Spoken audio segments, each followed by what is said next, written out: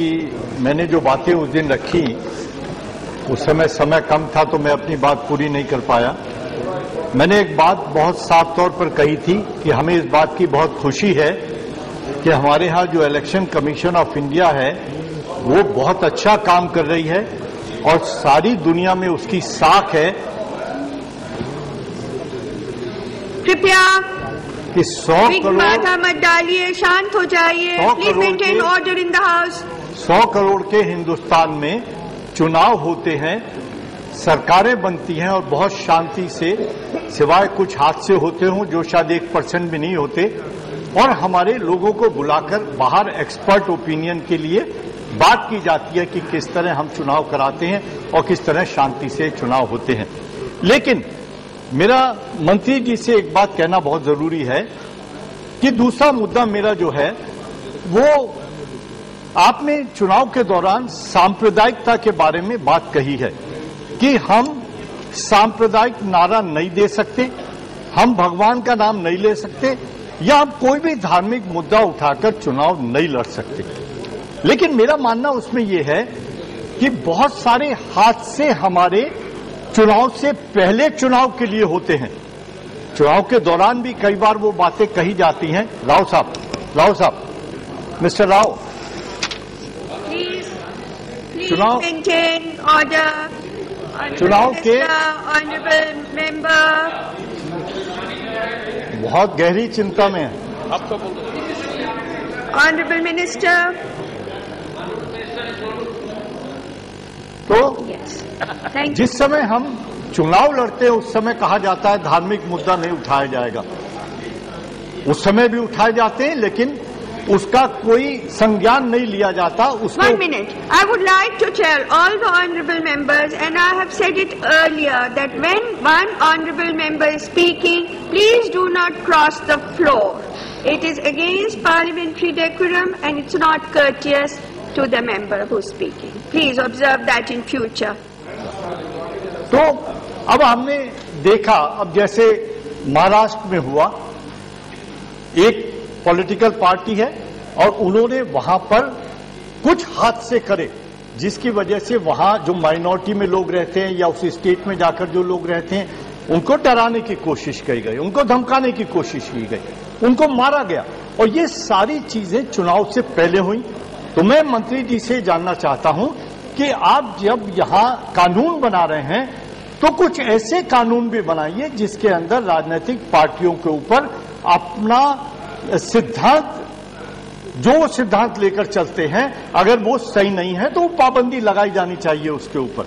ये नहीं हो सकता कि हम सिर्फ उस दायरे को उसी समय के लिए सीमित करें जब से चुनाव डिक्लेयर होते हैं और बाकी हम उनको खुला छोड़ दें। क्या जो कुछ गुजरात में हुआ आपने देखा, चुनाव से पहले हुआ, वोट मांगने की राजनीति में हमने एक वहशी रास्ता इस्तेमाल किया, वो रास्ता इस्तेमाल किया जो शायद लोकतंत्र के लिए काला धब्बा था।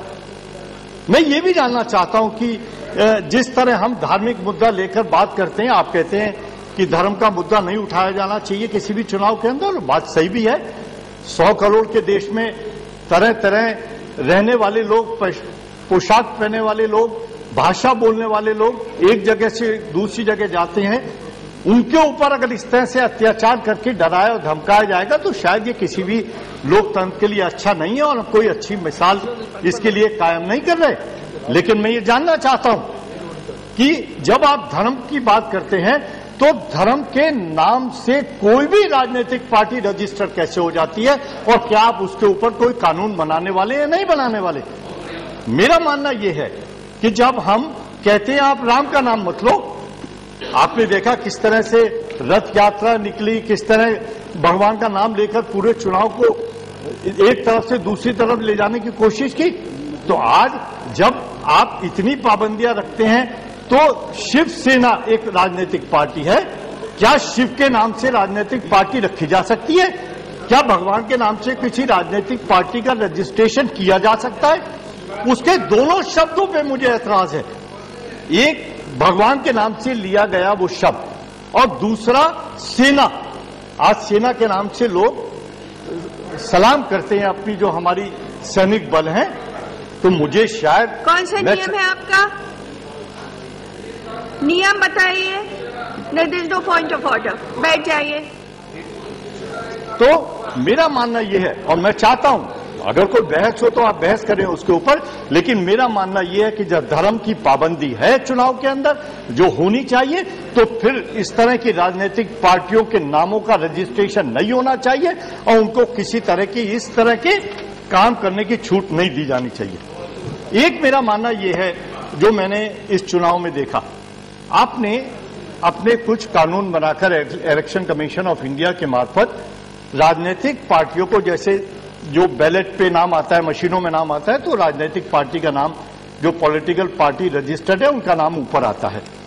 अभी मैंने देखा एक चुनाव हुआ मध्य प्रदेश में, उसके अंदर राजनीतिक दल के उम्मीदवार का रिटर्निंग ऑफिसर पे, जो मैंने अखबारों में पढ़ा, दबाव देकर उसका जो नॉमिनेशन था वो कैंसिल कराया गया। वो उम्मीदवार सुषमा स्वराज जी के मुकाबले खड़ा था। मेरा मानना यह है कि क्या अगर राजनीतिक पार्टी का, कांग्रेस का है, बीजेपी का है, कम्युनिस्ट पार्टी का है या किसी और पार्टी का है, तो अगर कोई बहुत ही छोटे से ग्राउंड के ऊपर जो जबरदस्ती दबाव देकर, क्योंकि आपका वहां कोई दबाव नहीं है किसी भी राजनीतिक, जो जहां कोई दूसरी स्टेट के अंदर, तो मेरा मानना यह है कि क्या आप कानून के द्वारा प्रोटेक्शन देंगे कि आइंदा से कहीं और स्टेट के अंदर इस तरह किसी भी राजनीतिक पार्टी, कांग्रेस का उम्मीदवार का जबरदस्ती नॉमिनेशन कैंसिल कराया गया और उसको चुनाव से बाहर कर दिया गया। मेरा मानना यह है कि क्या इस पे भी कानून बनाकर आप कोई सख्ती दिखाएंगे या कोई कानून बनाएंगे। एक बात मैं और कहना चाहता हूं कि बाहर जब हम जाते हैं इस हाउस से, तो हम प्रेस के फ्रीडम की बात करते हैं, और उस दिन मैंने ये देखा जितने लोग भी इस हाउस के अंदर बोले, उनमें से एक भी व्यक्ति ने प्रेस के फ्रीडम की बात नहीं कही। क्या ये माना जाए कि अगर प्रेस को लिख देता है तो सारे लोग उसी तरफ वोट दे देते हैं? अभी कितने सारे एग्जिट पोल हुए और सारे फेल हुए। मुझे नहीं लगता, शायद 1%, 2%, 5% कोई ये कह दे, और उसमें भी 10% ज्यादा या कम करके वो लोग कहते हैं टेलीविजन में कि एग्जिट पोल है और 10% प्लस या माइनस होगा। तो आज हिरेन पाठक साहब यहां नहीं है, बड़ी जोर से उस दिन भाषण उन्होंने दिया कि साहब प्रेस की पाबंदी लगनी चाहिए, प्रेस को नहीं अलाउ करना चाहिए, आपके बिल में भी कहा गया, लेकिन बाहर जाकर वो प्रेस की फ्रीडम की बात करते हैं। तो ये दोगली बात, अंदर कुछ कहना बाहर कुछ कहना, मुझे लगता है ये सही नहीं है। आप कानून बना रहे हैं, मैं उसके साथ 100% सहमत हूं, लेकिन मेरा मानना यह है, आज भी मैं ये कहता हूं कि हमें प्रेस को, अगर उनकी प्रेस्टीज भी इन्वॉल्व होती है, उनकी प्रतिष्ठा का भी प्रश्न होता है। अगर मान लीजिए कोई टेलीविजन पे एग्जिट पोल आता है और वो सही नहीं होता, तो लोग कहते हैं ना ये चैनल सही नहीं है, ये तो इसी तरह का काम करते हैं, ये इनका काम है, रोज ये एग्जिट पोल दिखाते हैं और गलत बयानी करते। तो मेरा मानना यह है कि हमें खुले छोड़ देना चाहिए। हमें ये ध्यान रखना चाहिए कि वो लोकतंत्र के किसी मजबूत पाए को नुकसान ना पहुंचा सके, लेकिन प्रेस के ऊपर अगर आप पाबंदी लगाएंगे तो शायद ये शुरुआत आज यहां से होगी, फिर कहीं और जाएगी, जो मेरा मानना है वो शायद वो सही नहीं है। एक मैं और कहना चाहता हूं, मैंने अपना बिल भी पेश किया और उसमें मैं बोलूंगा, अभी प्राइवेट मेंबर बिल है जिसमें मैंने कहा कंपलसरी वोटिंग होनी चाहिए। मैडम आज अगर आप देखें, हम बड़े खुश होते हैं ये कहकर कि हमारे यहां 50% पोलिंग हो गई, 55% पोलिंग हो गई, 60% पोलिंग हो गई। हम कभी इसका दूसरा पहलू नहीं देखते कि 40% लोग हमारे चुनाव में हिस्सेदार नहीं हैं। क्या वजह है? 40% कम आबादी नहीं होती? 40% लोग हमारे लोकतंत्र में क्या विश्वास नहीं रखते? क्या 40% लोग हमारी कार्य प्रणाली में विश्वास नहीं रखते? क्या 40% लोग ये समझते हैं जो चुनाव हो रहे हैं ये देश के हित में नहीं है, या ये लोग बैठकर वहां हमारे हित में काम नहीं करेंगे? आज हमारा बढ़ता हुआ हिंदुस्तान है, दुनिया देख रही है हम क्या करते हैं, दुनिया देख रही है हम किस तरह के फैसले करते हैं, दुनिया हमें बढ़ते हुए देख रही है, लेकिन इस एक कदम जो बढ़ते हुए हैं उसमें क्या वजह है कि 40% लोग हमारे साथ नहीं है? तो मेरा मानना है मंत्री जी, और मैं आशा करता हूं जो जवाब आप मेरे प्राइवेट मेंबर बिल पे देंगे वो अलग है, लेकिन मेरा मानना है कि जब आप जवाब दें तो शायद इस पर भी रोशनी जरूर गिरे। एक जो आखिरी है, अभी कुछ दिन पहले हमारे चीफ इलेक्शन कमिश्नर के खिलाफ बहुत सारी बातें, बहुत सारी मुहिम यहां की गई। मेरा मानना यह है कि किसी भी इंस्टीट्यूशन को छोटा करके हम बड़े नहीं हो सकते। हमारे कई हिस्से हैं, जुडिशियरी भी है, इलेक्शन कमीशन भी है, हमारा एग्जीक्यूटिव विंग भी है, इलेक्ट्रिक विंग भी है। तो मेरा मानना यह है हमें एक हद तक रहकर प्रोटेस्ट करना चाहिए, लेकिन पूरी इंस्टीट्यूशन को, किसी एक व्यक्ति को जाति तौर पर शायद उसकी शक्ल हमें पसंद ना हो, इसका मतलब ये नहीं है कि हम सारे कायदे कानून तोड़कर हम दुनिया में ये दिखाने की कोशिश करें कि हमारा वो विंग अच्छा नहीं है, या election commission of India is not headed by a decent man और ए कॉम्पिटेंट मैन। तो मेरा मानना यह है, और मैं आशा करता हूं मंत्री जी जब आप जवाब देंगे तो मेरे इन मुद्दों का ध्यान रखेंगे।